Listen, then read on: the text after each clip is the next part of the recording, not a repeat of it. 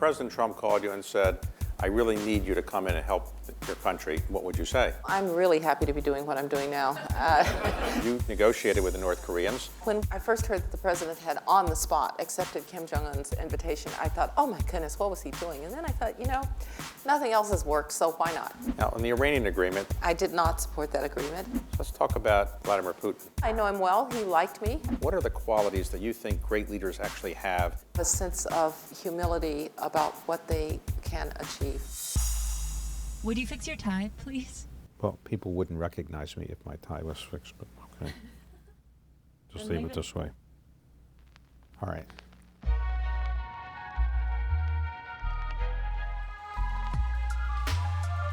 I don't consider myself a journalist, and nobody else would consider myself a journalist. I began to take on the life of being an interviewer, even though I have a day job running a private equity firm. How do you define leadership? What is it that makes somebody tick?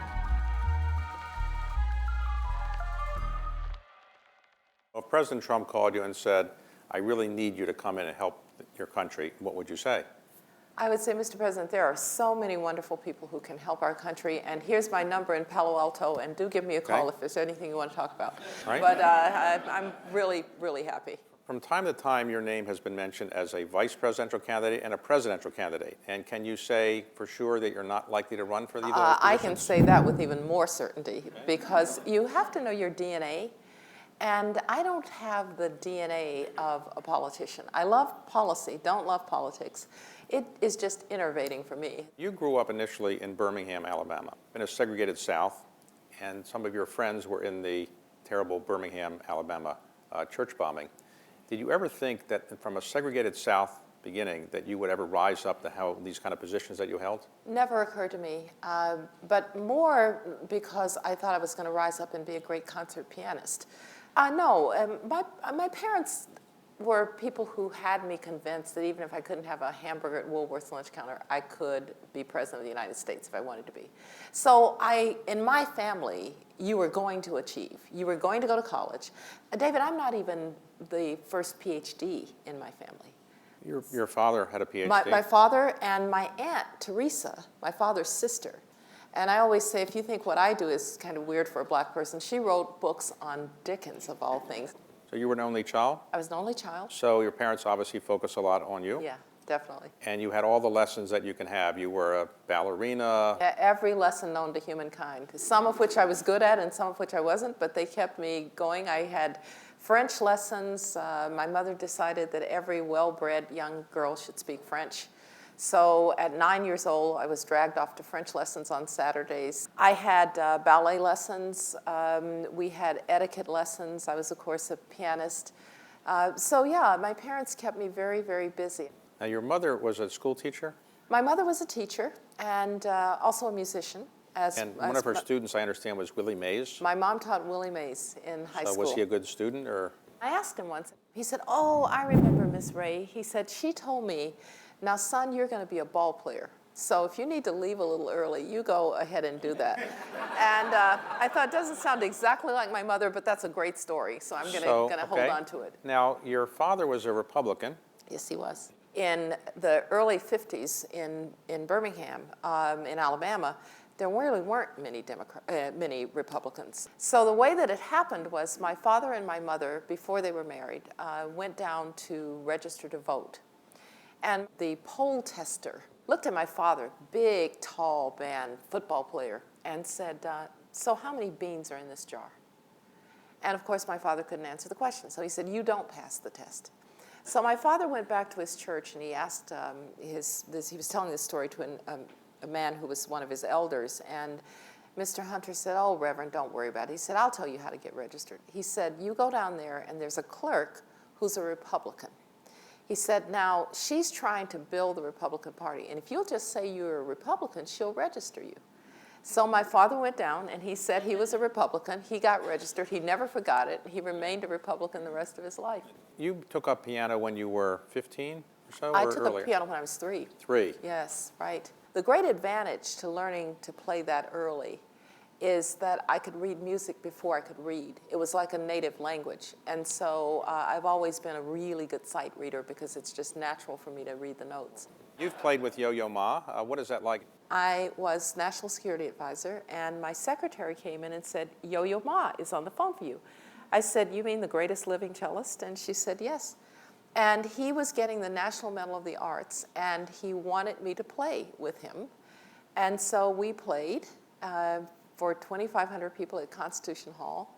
And it was wonderful, one of the highlights of my life. But I wasn't confused. I didn't play with Yo-Yo Ma because I was the world's greatest pianist. I played with Yo-Yo Ma because I was the National Security Advisor who could play the piano. Did he so hold it up? came together. Well, he held up. He held up. He held up his end of the bargain. Yes. You went to University of Denver, and when you went there, Madeleine Albright's father, who had been a very famous international political scientist, was your teacher. Well, he was the one who got me into international politics. I actually went to DU as a piano major, but graduated with just enough units to be a political science major. If you look at my transcript, I've got 100 units of music and 45 in political science. All right. So you then went to Notre Dame to get a master's. That's correct. And then you went to Stanford later. I went to Stanford on a one-year fellowship in the Arms Control and Disarmament Program, learning the physics of nuclear weapons and how many warheads could dance on the head of an SS-18.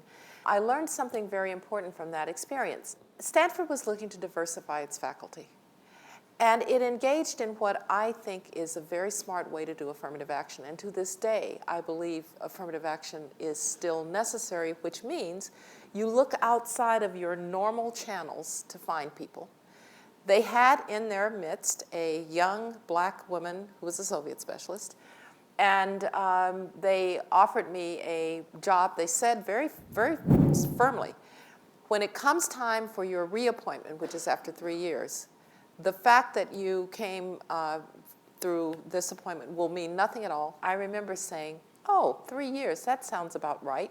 That'll give me time to see if I like you and time to see if you like me, which I don't think a dean at Stanford had ever heard from a prospective And the assistant affirmative action professor. was that you were a classical music performer as well. They had none of they, those, They right? had none of those as well, especially in political science. What would you say is the chances that North Korea and the United States and South Korea can come to some agreement? When the president, I first heard that the president had on the spot accepted Kim Jong-un's invitation, I thought, oh my goodness, what was he doing? And then I thought, you know, nothing else has worked, so why not? Why not give it a try?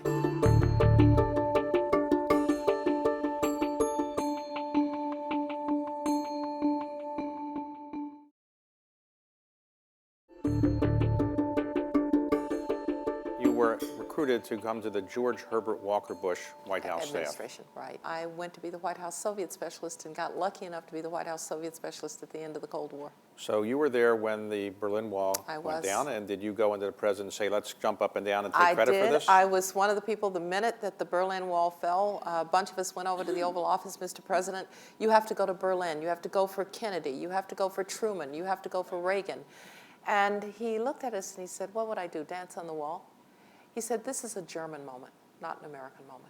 And I'll never forget that because it was just so much George H.W. Bush, self-effacing, modest, a great sense of humility, and it was the right thing. He was absolutely right. You saw him recently. You were at the Barbara Bush funeral. I was. And did you have a chance to talk to him at that time? I did. I had a chance to talk to him and tell him how much I love him and loved Mrs. Bush. That's a generation that's going to be missed. They were people who understood kindness and humility and gentility.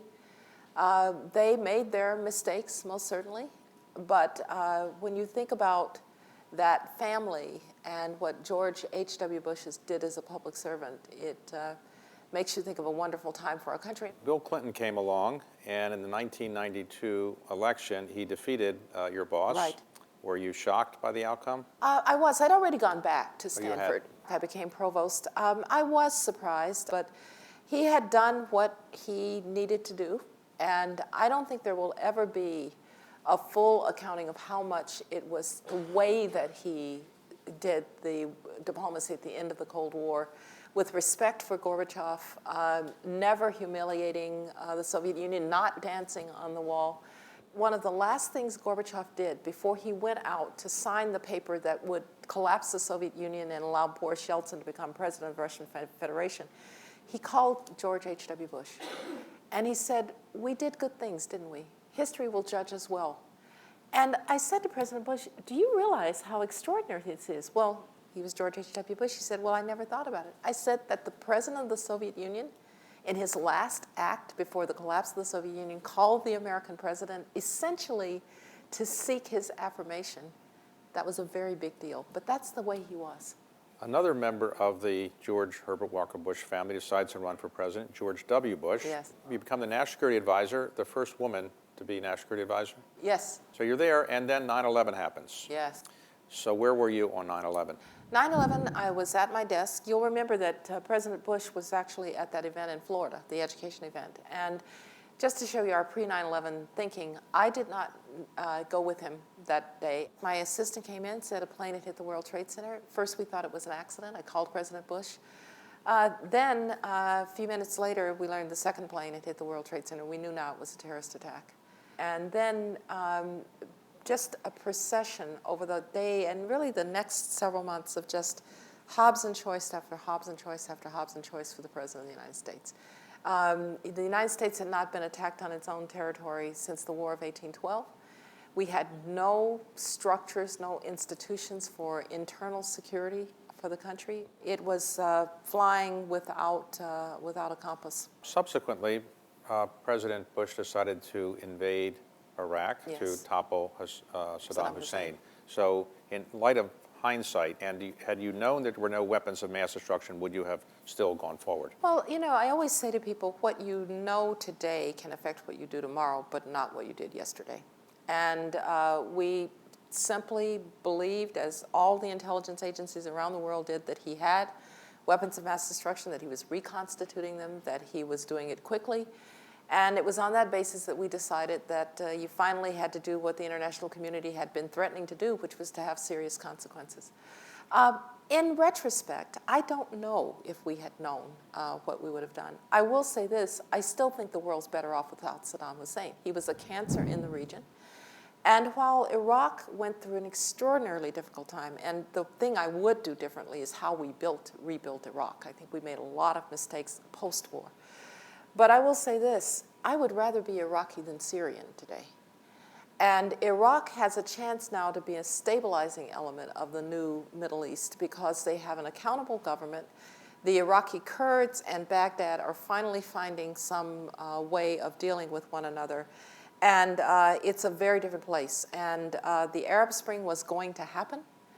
And I think Iraq would have made Syria look like child's play. So you never know what you prevented.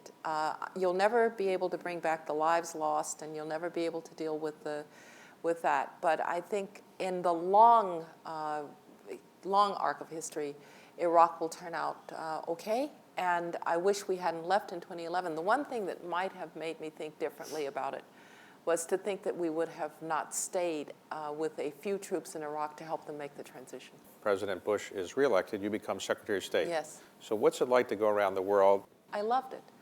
I loved going out and representing the country. Every time I stepped off a plane that said the United States of America behind me, I just got chills about it. And I've often said that, you know, it was a little bit like when I was actually sworn in. Here I took an oath of office to a Constitution, as we've talked, that once counted my ancestors as 3/5 of a man. And I take that oath of office in front of a portrait of Ben Franklin, sworn in by a Jewish woman Supreme Court Justice, Ruth Bader Ginsburg, who was my neighbor at the Watergate. And I thought, you know, what would old Ben think of this, right? Because in some ways it showed how far our country had come. And I always felt when I was out there that I could speak about the hard road to democracy, about the importance of institutions becoming more inclusive over time to people who were having those challenges because I personally experienced them. Let's talk about today's situation. We face North Korean problem. Yeah. You negotiated with the North I Koreans. What would you say is the chances that North Korea and the United States and South Korea can come to some agreement? Well, I have to say, when I first heard that the president had on the spot accepted Kim Jong-un's invitation, I thought, oh my goodness, what was he doing? And then I thought, nothing else has worked, so why not? Why not give it a try? And I actually think they've set the table pretty well. One of the conditions that's different is that once Kim Jong-un's programs got to the place that they actually threatened the United States, as they have begun to do, I think it got China's attention that the United States might actually go to war to prevent a North Korean leader from being able to threaten the United States. So I think they've got a chance. I would just say three things. The first is the North Koreans have a history of when they're under sanctions and they start to bite, coming to the table, making promises, and then not carrying through with them. So beware. Secondly, be very cognizant of other countries' interests. Japan has big interests here. Don't be very quick to try to think about removing American troops, because American troops in Korea, on the Korean Peninsula, are stabilizing not just to the Korean Peninsula, but also to the region. And finally, never forget the nature of that regime. I mean, this is a regime that murdered an American just several months ago, reached out and murdered his half-brother with VX gas in Malaysia, which, by the way, was a message to the Chinese. He was under Chinese protection. Word on the street was he was China's favorite son if something happened to Kim Jong-un. So that was a message to the Chinese, not to us. Now, in the Iranian agreement that was negotiated by John Kerry and Barack Obama, did you support that agreement? I did not support that agreement. I felt that it was an agreement that gave the Iranians too much at a time when I think we had the upper hand and could have gotten much more.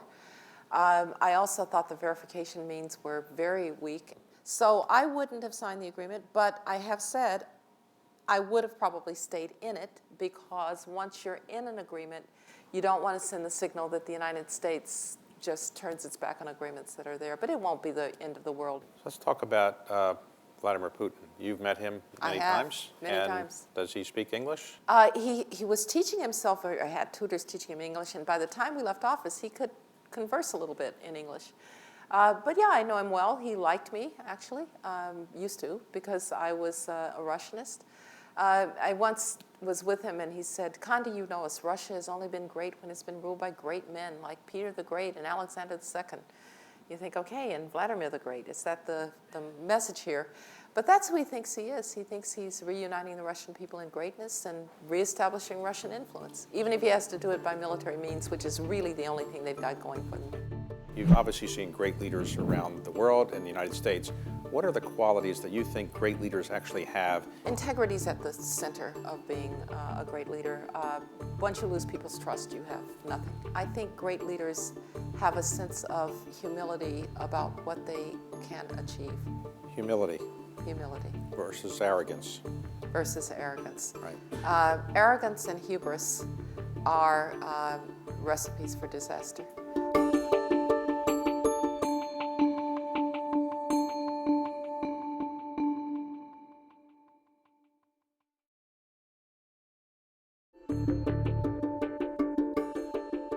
Let's talk for a moment about non-foreign policy matters. Talk about athletics. You were one of the first two women to be admitted to Augusta National. I was that indeed. A surprise to you? A total surprise. Came totally out of the blue when somebody came and offered me membership, and I was so stunned I didn't say anything. And he said, "You are going to say yes, aren't you?" And I said, "Yeah, oh yeah, I meant yes." And were you a golfer? Are you a good golfer? I am a golfer. I'm an okay golfer. I started late. I was a competitive figure skater as a kid, and then a very serious tennis player. I took up golf the summer I was Secretary of State, didn't play very much, but I love it, and yeah, I'm a decent golfer now. Okay. Good putter. Now, you once said that you wouldn't mind being the NFL commissioner. Yeah. Is that still your ambition? No, I told Roger Goodell, who's a good friend of mine, I said, you know, Roger, when I was worrying about the Iranians and the Russians every day, your job looked pretty good. Doesn't look so good from Northern California. Now, since you left government, you've written 4 books and a new book about the political risk that business people should take into account when they're making business decisions. Why is this an important consideration? When people used to think about political risk, they thought largely of the socialist dictator who might expropriate your property or nationalize your industry. Now, the sources of political risk are multiple. And they're sometimes surprising. A person who gets on your airplane and sees your flight attendants treat somebody poorly and has just a cell phone and documents it. United Airlines, that's political risk. A supply chain that's deep into China, and now there's consideration of a trade war with China, that's a political risk. And so what we wanted to do was to say there are lots of sources of political risk. Look around corners, look at your industry and say, what are my sources of political risk? And oh, by the way, what's my risk appetite? Because we didn't want to say, don't do things because they're risky. And by the way, cyber is, I mentioned the Russians, cyber is a whole category of risk in and of itself. So your point is that businesses, when they make decisions of significance, should take into account political risk as well. And should constantly be surveying the landscape for how those risks are multiplying and changing. So as you look back on your extraordinary career, what would you like people to think of as your major accomplishment?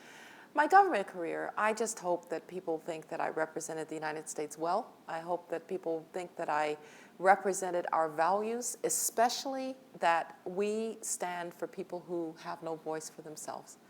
That people who are suffering in jail cells and putting their lives on the line for the very rights that we almost start to take for granted. You can say what you think and worship as you please and be free from the knock of the secret police at night, that we advocated for that, and we believed that no corner of the earth should live in tyranny. On my academic career, look, I hope that people think that I helped a whole new generation of kids, many generations of kids, find themselves and recognize that it wasn't ever my job to tell them what to think. It was my job to make sure that they thought in a rigorous and systematic way, and that maybe a few leaders that I trained will take that to their leadership. You've obviously seen great leaders around the world and the United States.